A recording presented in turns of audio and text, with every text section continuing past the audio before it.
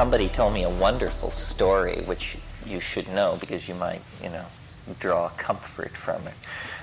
This guy was pretty experienced. He'd taken fairly high doses of mushrooms before, and he took a 6-gram dose on a Saturday evening in his apartment in L.A.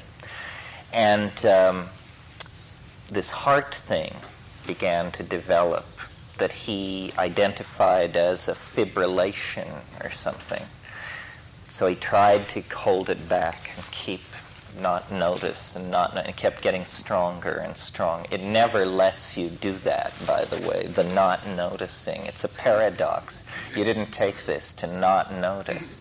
So eventually he becomes thoroughly alarmed, and he tries to call a couple of his friends. Well, it's Saturday night. Nobody's home.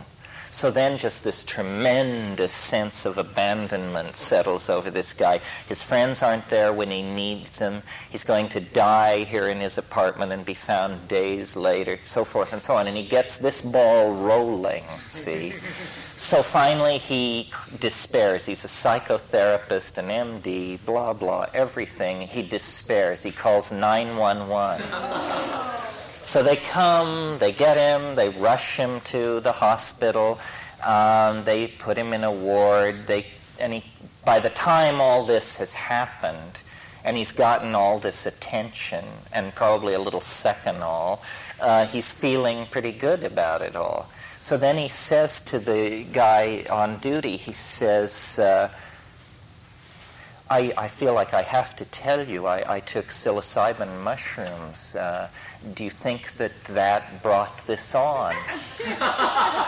And the guy said, no, you had an anxiety attack. We get people with this all the time who don't know anything about psychedelic drugs.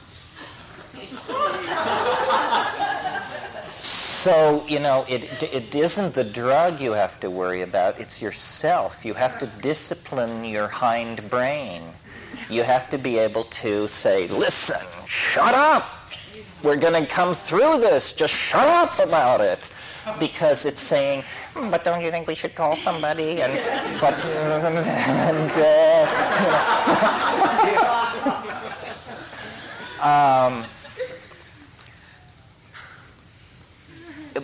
We shouldn't treat it with such levity because it is a serious issue. I mean, I've been in many circumstances where vital signs seem to have fallen so low in my own perception that I just was saying to myself, keep breathing, keep looking, keep breathing, keep looking. And I felt, that I was in a submarine 5.5 miles down. Easy does it through here. Breath, attention, breath, attention. Because you have the feeling that if you don't keep your attention on your breath, you will simply stop breathing.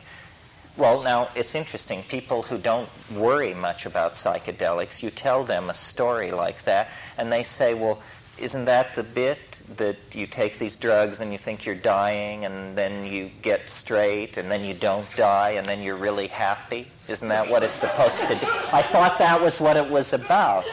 Well, in fact, if you go back into the literature, in the 1960s, the Tibetan Book of the Dead crowd was saying, you will be flung from hell to paradise and back again on about a 40-minute schedule for several hours.